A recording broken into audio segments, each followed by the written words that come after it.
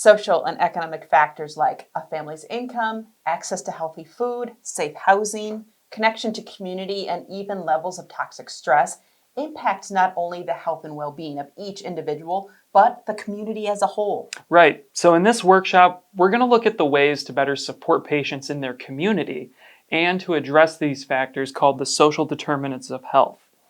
I'm Ryan Coe of ABC for Health and Health Watch Wisconsin, and I'm joined by Brynne McBride of ABC for Health. And Ryan, we're also going to review ways to help families make connection to social supports like food assistance, energy assistance, and even often overlooked programs like Telecommunications Assistance. Right. Connection to good health care and coverage and social support programs can ultimately improve a person's health and well-being. So for our time together today, let's start with an overview of just a few social support programs. Then a little bit later, we're going to invite our director, Bobby Peterson, in. He's going to have a seat at the table and help talk through some patient examples, identifying risk factors, and potential supports for each patient.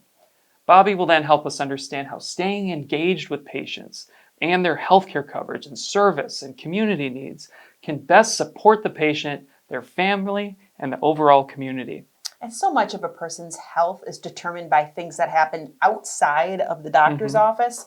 Our health is also determined in part by our access to social and economic opportunities, the resources and supports available in our local communities, and each community is so different, our safety, our schools, and our social interactions. The actual definition of social determinants of health are those conditions in which a person is born, lives, works, worships, plays, that actually affects a wide range of health, functioning, and quality of life outcomes, as well as risks. Resources that enhance quality of life can then have a significant influence on population health outcomes. But there are reasons why resources in our community families can't make that connection. And that's understandable. There's complicated eligibility rules. There's bureaucratic processes. There's administrative hoops and hurdles. And you think of, even verifications for parts of a Badger Care Plus application that just make it hard to get that done. And then you think of things like lack of transportation, lack of childcare. How do you get to that appointment, either at the doctor's office or at the Social Security office, if you don't have a car, you don't have a bus token, or you don't have somebody to watch your kids while you go? Sure. So it can be that the service providers themselves, though, too, might not know all the programs or the program rules, and then that's another stumbling block for that patient. Yeah, sure, and there's a lot to learn. I mean, we've heard from advocates, physicians, and caretakers, and they say they can't be an expert in all these programs. Yeah. To do so may detract them from the care or the immediate service that they're trying to provide. But sometimes that physician or social worker or advocate just might be the one connection that patient has made. Yeah. And, that could be the difference between getting help and remaining in need. So while you're right, you don't have to be the expert of all programs, that doesn't mean you can't have a good baseline knowledge of the options that are out there in the community, where to go for more information, how to make that good connection. We call that a good warm handoff, and we'll talk about that a little bit later. How to make that connection to that resource for that patient that you see. Right. So let's just talk about a few often overlooked social programs that could make a big difference in a person's life. Let's start with Telecommunications Assistance. Sure. We frequently talk about programs like Lifeline, TAP, mostly because if someone is lower income, they could easily be connected with these programs. Yeah. Also, programs like TAP, the Telecommunications Equipment Purchase Plan, only looks at your condition to see if you qualify. It doesn't look at your income or age. Right. So let's just back up and start with Lifeline. Sure. It's best known as the program that gives you a free cell phone if you qualify. It's technically a federal program that provides financial assistance for a number of things: bonus services, internet services, bundled phone and internet services, or even a free cell phone with prepaid monthly minutes. Individuals are eligible for this if they're also eligible for Medicaid, Badger Care Plus, SSI, Food Share, and they can also be found eligible if their household income is 135% of the federal poverty level, under 135%. Right. So if you're seeing somebody and you're helping with a Badger Care Plus application, you should automatically be thinking, well, if you're already eligible for Badger Care Plus, you're probably already eligible for Right, Lifeline. We right, could keep these yeah. two hand in hand. And there's even more enhanced and generous benefits and eligibility for tribal members. Sure. So we're going to include some more information about that in the folder below, full of other resources Sure. related to this How to presentation. learn about Lifeline. But then you also mentioned TEP and TAP, and how are these programs different than Lifeline? Still telecommunications assistance. Right. Yeah, so think of TEP, the TEP program, as the one that helps you get equipment into your home. Any equipment that makes communicating easier. This could be a number of things. This Sure. could be an amplified headset, visual displays on a phone, a TTY line, or even a device that makes print larger so you can read a telephone conversation. Sure. And this program works as a voucher program. So once you apply and you're deemed eligible, you receive a voucher to offset the cost of the equipment you need. There's no income or age evaluation. Right. The application just asks about the condition you have that requires this accommodation to help Sure. you communicate. Now, typically, the consumer pays the first $100, and the voucher then pays the rest, typically. Right. Now, if you can't afford the first $100, then that's where the TAP program comes in. That's a financial assistance that can help you pay for that first $100. Okay. Now, again, we have more information on TEP and the TAP program, including how to apply, in the resources folder associated with this workshop. When thinking about these programs in the context of social determinants of health, they make sense. Oh, sure, certainly. I mean, first, programs like TEP keep patients and parents connected to the people who matter most, literally making social connections and serving as, a lifeline. Yeah. But also having communications equipment or a free cell phone available helps break down barriers to care. With assistive technology, I mean, people can do, simple things that, most people take for granted, like Right. schedule appointments or report changes in a condition or a disability to a medical professional or social security office. They can call nurse hotlines, in the middle of the night. If something happens, they have that source to just simply stay in touch. Right. And we've heard patients say, like, I just need, if I would have had a way to renew my prescription, I could have done it. I wouldn't have of my care, and having that free cell phone, the internet connection in the home helps keeping in touch make that much more sense. Sure. I know there are so many other social programs and services, and like we said, every community is different, so those might look a little different in every community, but there's some things we want to have on our radar when we're working with disparity populations. And of course, telecommunications often overlooked, but the ones that people think of the most are things like food assistance, energy assistance, childcare, transportation, and even community events that build some social connectedness. Instead of going through the eligibility rules and community calendars here, let's talk about it from a different perspective. And again, in that resources folder associated with this webinar, we're going to put a couple links to how to actually learn some of the eligibility rules for these other social programs. But think of it as ways that you as a professional could change your workflow to keep social supports and community connection at the forefront of your mind when you're actually working with disparity patients, and then help make that good referral to that community to see how they can help stay in touch. Right. Yeah, and we call this a warm handoff, Yeah. which is essentially, an informed referral to a community resource, benefit program, or service agency. And these could be things like just simply calling ahead to see if a service is a good fit. No cold calls. Right, exactly. Or Yeah. maybe, just call with the patient. Do that three-way call to make sure that they get there. They get there. That connection happens. Right. Check back with the patient, or family, just to make sure that the connection was a success. You're staying engaged with the patient just beyond the service, and all of these fall under that warm handoff. That warm handoff. And we've heard providers and advocates, sometimes a little bit of pushback saying, yeah, ideally we would like to do this, but that takes time. Yeah, it sure does in the short term. But Right. if you look at everything, the totality of it, it actually saves time. Think of it as an efficiency tip. You take the time early to make the connection.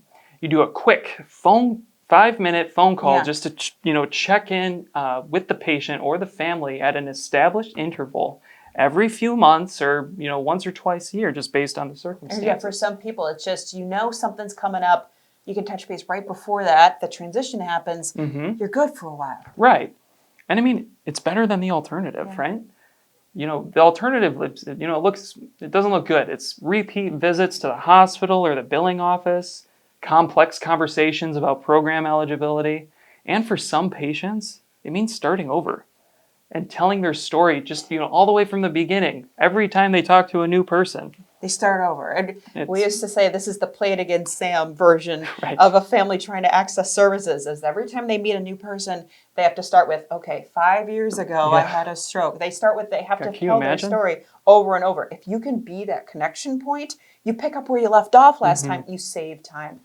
This is a lot of information to unpack. We're going to put this into real time, into patient stories. So let's pause Okay. and let's invite Bobby Peterson to the table. And he's going to talk more about how healthcare professionals, providers, advocates, even family members can help address the social determinants of health using what's called a patient engagement strategy. And we're going to talk about a couple specific patients when we do that. Healthcare professionals, providers, and advocates can play a huge role in helping patients and families address the social determinants of health, especially those that interfere with a patient's access to ongoing health coverage, services, or community supports. I'm now joined with Bobby Peterson, Executive Director of ABC for Health, and welcome, Bobby. Glad to be here. Bobby, I think it'd be best and most helpful to actually talk through some patient examples to help identify some risk factors and some potential supports for that particular Sure. patient. This is going to help understand how staying engaged with a patient with healthcare coverage, service, and community needs can best support that particular family. And one strategy we've adopted to stay connected is to actually do what we call periodic, proactive, and patient-centered checkups, kind of the healthcare model of checkups. Well, health benefits checkup, right. So that's important. I think we know that when we're working with clients that it's never just a one and done situation, but it's important to have ongoing health benefits and coverage issues.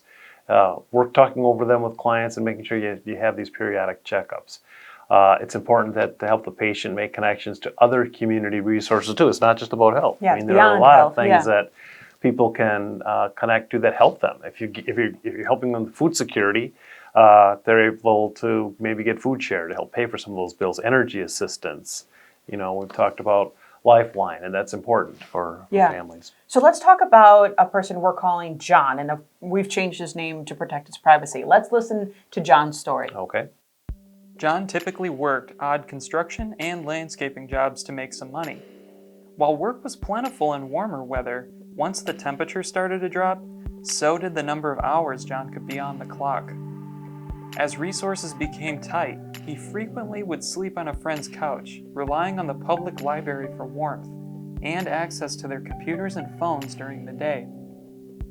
While John considered himself to be relatively healthy, he hadn't been to the doctor in a number of years. That all changed in the fall of 2019 with a surprise visit to the emergency room, leaving John with several months of physical therapy and a $25,000 hospital bill. Without insurance and his steady stream of cash from his summer work, John wasn't sure where to go for help. So a few things come to mind when determining the risk factors for John and why it would be important to stay connected with him. Remember, we want to provide assistance, but we want ongoing engagement and continuing those periodic health benefits checkups. Right. What happened about this debt? Why did he have this debt? What wasn't covered? Maybe there's something we can do about it. I mean, it's important that we stay connected, but monitor it and make sure that he's not getting harassed in collections or that he's helping to maintain a payment plan. We know that he works seasonally. We know that his income could be fluctuating between different times of years when he's working. And we want to make sure that, if he's having a gap, that we can identify coverage for him, gap filler, other opportunities to maybe go to the marketplace. We want to know about his disability too. Is it improving? Is it getting worse? So that's medical status important as part of the checkup too. Income, wages, housing situation, food, all those things are important things to go through in the checkup to make sure he's connected to those services. It's almost an anticipated life event for John as well. He works seasonally. We may anticipate that he works seasonally every year. So someone that keeps falling off of eligibility every fall or every summer, we could calendar that for John and know, this is coming up. It's an anticipated event. Or, when I think about that big bill for John, I want to know if there was an accident, an incident that resulted in him encountering the healthcare system at that moment. And maybe that's part of a disabling condition, or maybe it was just a one-time thing. But either way, we're going to need to ask about that. Maybe it's a liability issue that needs to be checked that into, could be because it something could have else. been an injury that there was some insurance responsibility from someone else, a Right. car accident or a worker Right. injury. So we just need to start peeling back a little bit of the layers of that onion, be a little bit prepared, calendar how we could stay in touch with him in case this does come up again. And then at the same time, with a couple extra contacts, make sure that he's getting those social supports that he's probably entitled to. Right, and I think you're building a relationship with this Yeah, client, and that yeah. engagement process and those benefit checkups are really important. We want to make sure that clients trust us, that they can come to us for help, and that we're connecting them to essential community resources. And it goes beyond just healthcare. And like you said, Lifeline, just getting somebody access to a phone, so they can actually make those appointments. They can Absolutely, yeah. make Without their a own- phone, you're stuck these You're days just quite a bit. stuck. And even if it just, maybe you're paying on a different phone, but if you can gain eligibility to the Lifeline program, that's just money that's freed up in the rest of that household. Yeah, and if we don't have a contact point for our clients, that's a big barrier right there in our whole engagement strategy. And that's it. Let's talk about one other example. This is a patient who we're going to call Daniel in this instance. Again, the name's All right. changed based on a real person, but to protect his privacy, we're going to call him Daniel. Let's hear Daniel's story. Daniel was a regular patient at a local hospital, as he required frequent dialysis services and medical care. Daniel moved to Wisconsin 6 years ago along with his family. After struggling to meet ends meet, Daniel found regular work in a retail distribution center, but the job did not come with health coverage. While Daniel's daughter was connected to Badger Care Plus, Daniel wasn't eligible for full benefit Badger Care Plus because of his immigration status. Luckily, Daniel was enrolled in EMA, Emergency Medicaid, but keeping connection to his coverage was hard. The hospital said Daniel was a regular in the billing office, as he kept missing his annual Medicaid reviews. This meant that his coverage kept ending abruptly. When coverage would end, there'd be a scramble to reapply for coverage without interrupting Daniel's care. Applications were often sent to Daniel in English, which was not his primary language. He struggled to get applications completed, returned with verification items, and then stay in touch to learn when coverage was active. Even so, in those coverage gaps, Daniel managed to accumulate about $50,000 in medical bills. Daniel's complex medical history, ongoing medical needs, and the complex eligibility pathway into health coverage made it difficult for him to stay on top of his own health care and coverage needs. So we can see that with Daniel, how a simple checkup even once a year could help with his Medicaid review, because he's missing his reviews. English is a second language. He's got ongoing chronic healthcare issues, and they're quite expensive. So I think it's really important for us to provide him the assistance to get connected to the programs and then have regular periodic checkups. And it's going to depend on his needs. Yeah. It might not be every 6 months. It might be every month to start. If and it then we takes a could, little more at the front it's end, just like yeah. a regular medical checkup. If Right. you're doing okay, maybe we'll put a little more space between those benefit checkups. Right. I mean, you're changing workflow a little bit, but you're also thinking, if he's got regular dialysis appointments, how is he getting there? Maybe a transportation benefit or childcare while he's at his medical appointments could be helpful for him too. So we're thinking of the totality of the circumstance around not just the healthcare event and the coverage event, but everything else that's going on in Right, Daniel's world right. too that makes this easier. As an advocate, a provider, or a caretaker, everybody can keep their eyes open for patients that have what we're calling these risk factors, a known upcoming transition, whether that's age, work, health conditions getting worse or improving, coverage might be changing or renewing, fluctuating income. In the case of John, that was seasonal work. But you think of other people that might just be working in the cash economy. Those we know to just keep our eyes open for that scenario. And then you've got people that might have additional risk factors in housing and food security, a risk of incurring medical debt. We might know that some medical event could be coming up, and the fact that they just don't have a lot of disposable income might mean that that's a challenge. And of course, navigating benefits when you might have mental or behavioral or health needs or depression or other chronic illness, where staying on top of healthcare paperwork and coverage paperwork is not really Right. It's not going to happen in that Yep. instance, and someone might just need that extra set of eyes. And of course, in the instance of Daniel, where you said English as a second language, cultural barriers, language barriers, that just makes this whole navigation process harder for that patient. Well, even as you talk about, his fluctuating income, we know that there could be a situation where he's getting paid in the cash economy, and the workers might be requesting that he submit income verification. It's like, Oh yeah, with he an doesn't have application, it. he So helping him and the worker No pay understand stubs. best Yeah. available information.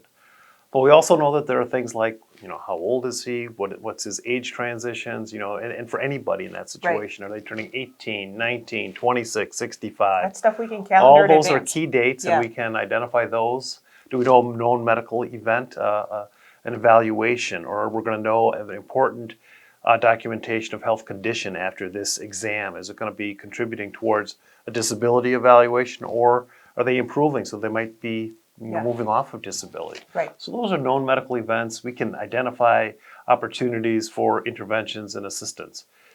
Changes in family size, changes in income.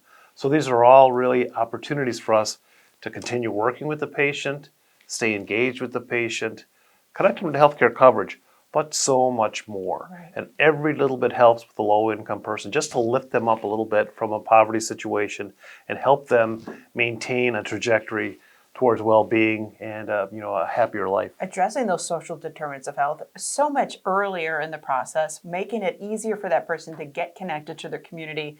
And like you said, that whole community gets healthy because of that. Right. It doesn't just help the patient, it helps everybody. It helps everybody. Thank you, Bobby. Thanks.